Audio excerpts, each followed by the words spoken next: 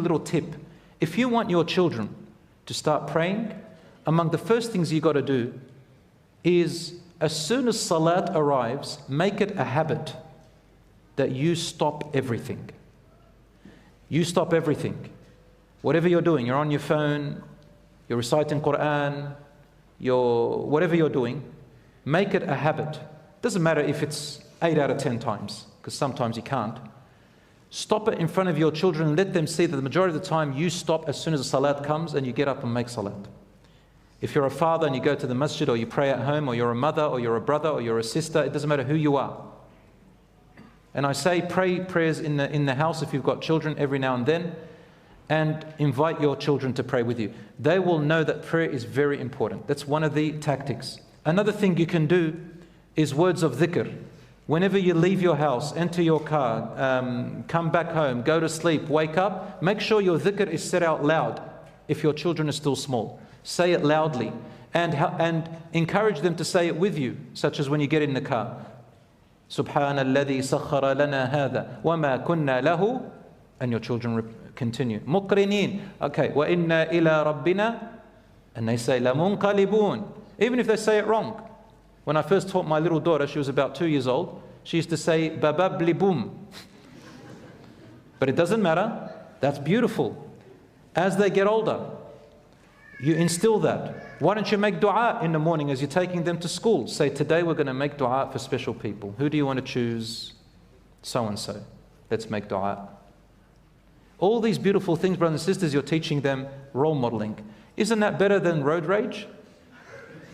Isn't that better than, far out, it's all your fault, I told you to wake up and it's because you didn't wear your clothes and your uniform on time, God, you make me sick? That's what parents do. I hear them all, they're saying that. And they say, far out, you're always shouting at me every day. They get to school and we as teachers, we come and say, what's wrong, darling? What's going on? What's happened? It's a little kid, student. You okay? It's just my parents, just had a fight with my brother and sister. Make the morning, wake up a bit earlier and make it a little bit more time for this.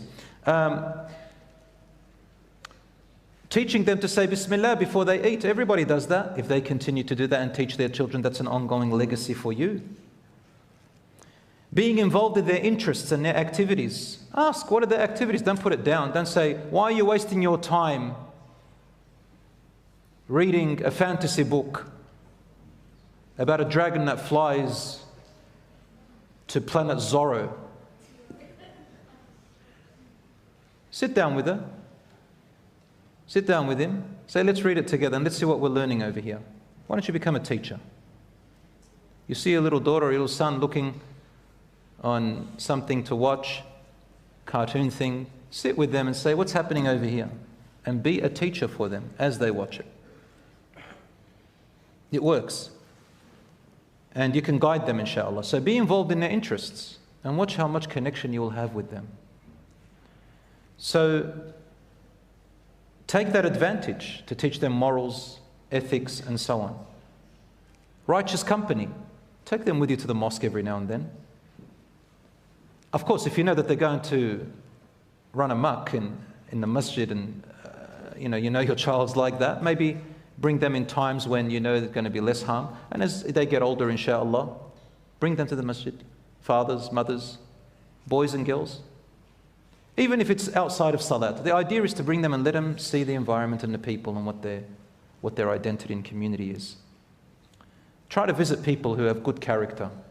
Make some friends who you visit every now and then and take your children with them. Even if they don't want to go, try. It's really good. I remember when I was a child, I had righteous people come to our house. I got used to the hijab from a very young age. I got used to men with beards all the time and different clothings and Quran and always talking. I learned so much. I'll tell you a little story. You want to hear a little story? I was about 5 years old. My father told me. I was 5 years old. And my father, he had just started to get religious. So people used to come over and he would open up the topic of deen. And I would listen. Nobody would notice me there, this little skinny, tiny kid sitting there deep in the couch. And I would just be listening. And one day I hear my father saying, when you go to the toilet, you shouldn't talk. Like it's not good to talk in the toilet. Next day, little Bilal, 5 years old, goes to the toilet. And my father calls me and I didn't respond. My mum calls me. So they didn't wait. I'm only 5 years old. Why isn't he responding? It's the first time it's ever happened. So they go to the neighbors, I'm not there. My father gets hysterical. My mother starts to raise her voice. This is all within a few minutes. Little Bilal comes out. And I'm right in front of him. I'm coming out of the house. And he's like at the neighbors. He rushes to me and says, "Where were you?" So I was in the bathroom. And he goes, "Why didn't you answer me? What's wrong? You scared me. I'm about to call the police. Where did you go?" And I said, "Didn't you say yesterday that it's haram to talk in the toilet?" Of course, not haram, but it's just, that's what I understood as a child.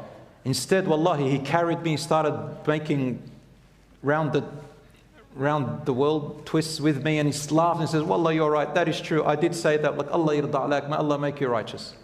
I still remember it till today. But do you understand, having righteous company, talking about it, isn't that better than always talking about rubbish in front of our children? All they grow up and that's what they learn. So let us, insha'Allah, know that they are an amana and that they will benefit us after we die, insha'Allah ta'ala.